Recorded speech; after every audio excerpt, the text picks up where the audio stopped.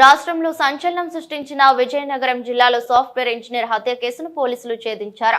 తెర్లాం మండలం నెమలం గ్రామ శివార్ల వద్ద ఈ నెల ఫిబ్రవరి 10న జరిగిన సాఫ్ట్వేర్ ఇంజనీర్ కోనారి ప్రసాద్ హత్య మిస్టరీని ఛేదించి హత్యకు పాల్పడిన 2 నిందితులను అరెస్ట్ చేసినట్లుగా జిల్లా పోలీస్ కార్యాలయంలో నిర్వహించిన మీడియా సమావేశంలో జిల్లా ఎస్పీ వకుల్ సిందల్ వివరాలను వెల్లడించారు.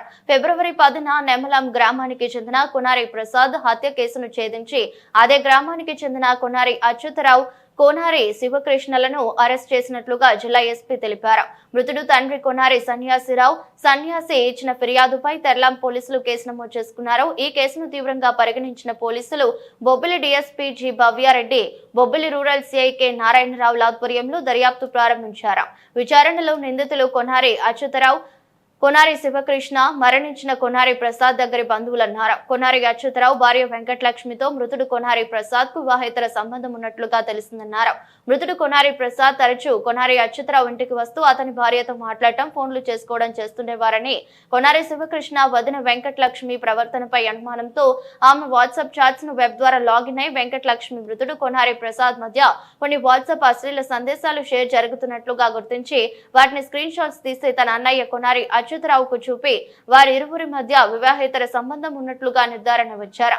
దీంతో కోనారి ప్రసాద్ ను ఎలాగైనా హత్య చేయాలని నిర్ణయించుకుని సమయం కోసం వేచి చూస్తున్నారన్నారు. ఈ క్రమంలో బెంగళూరులో సాఫ్ట్వేర్ ఇంజనీర్ గా పనిచేస్తున్న కోనారి ప్రసాద్ ఫిబ్రవరి 7న గ్రామంలోనికి వచ్చినట్లుగా కోనారి అచ్యుతరావు విశాఖపట్నంలో ఉంటున్న తన తమ్ముడు కోనారి శివకృష్ణకు ఫోన్ లో సమాచారం తెలపగా శివకృష్ణ ఫిబ్రవరి 9న నెమలం గ్రామానికి వచ్చాడని, మృతుడు కోనారి ప్రసాద్ కోనారి అచ్యుతరావు ఇంటికి వచ్చి ఫిబ్రవరి 10న తన మేనమామ ఇంటికి బూరిపేట గ్రామం వెళ్తున్నట్లుగా నిందితులకు తెలపగా తిరుగు ప్రయాణంలో తమకు సమాచారం ఇచ్చినట్లయితే తాము గ్రామ శివార్లలోని పొలాల వద్ద కలుద్దామని తెలిపారన్నారు. అంటే ఎవరైతే చనిపోయిన అతను ఉన్నాడో ఆ చనిపోయిన అతనికి A1 ఎవరైతే ఉన్నారో అచ్యుతరావు వైఫ్ తో అతనికి ఇల్లీగల్ కాంటాక్ట్ ఉంది. సో దాని గురించి A1 అండ్ A2 అనే అతను శివకృష్ణ, A1 అండ్ A2 ఇద్దరు బ్రదర్స్, ఇద్దరు అన్నదమ్ములు. సో ఈ A2 ద్వారా A1 కి డిసీజ్డ్ కి ఆ వైఫ్ తో ఇల్లీగల్ కాంటాక్ట్ ఉందని సంగతి తెలిసింది.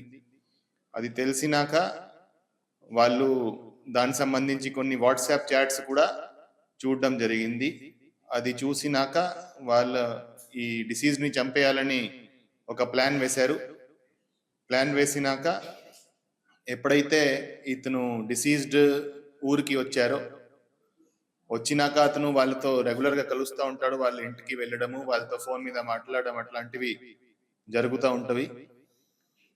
సో ఒక రోజు ముందు, ఏ రోజు ఇన్సిడెంట్ జరిగిందో దానికి ఒక రోజు ముందు కూడా డిసీజ్డ్ వాళ్ళ ఇంటికి వెళ్ళడం జరిగింది.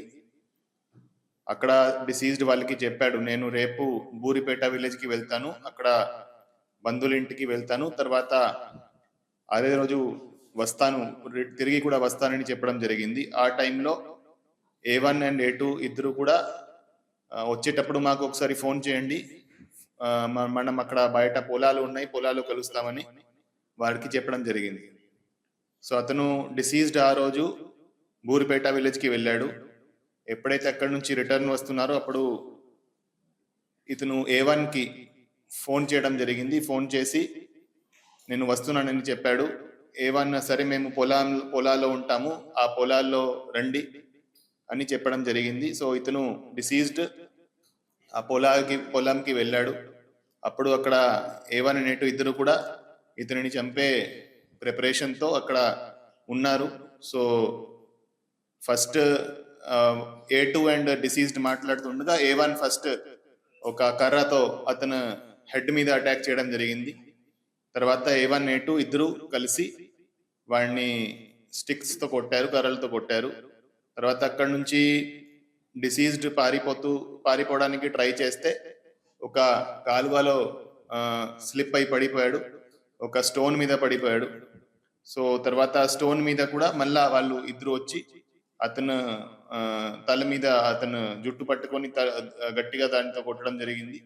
దాని తర్వాత మళ్ళీ కర్రలతో కొట్టి అక్కడి నుంచి బాడీను క్యారీ చేసి రోడ్ మీదకి తీసుకువచ్చి అక్కడ పడేశారు. అక్కడ పడేసినాక ఒక అతను మోటార్ సైకిల్ తీసుకొచ్చి కూడా పడేశారు. ఆ మోటార్ సైకిల్ మీద కూడా ఒక కర్రతో ఆ మోటార్ సైకిల్ ను డ్యామేజ్ చేసి ఒక యాక్సిడెంట్ సీన్ లాగా క్రియేట్ చేయడానికి ట్రై చేశారు. సో వాళ్ళిద్దరిని ఈరోజు అరెస్ట్ చేయడం జరిగింది. అరెస్ట్ చేసి ఈరోజు రిమాండ్కి పంపడం జరుగుతుంది. ఈ కేసులో స్టార్టింగ్ లో ఈ కేసు యాక్చువల్గా బ్లైండ్ కేసు లాగా ఉంది.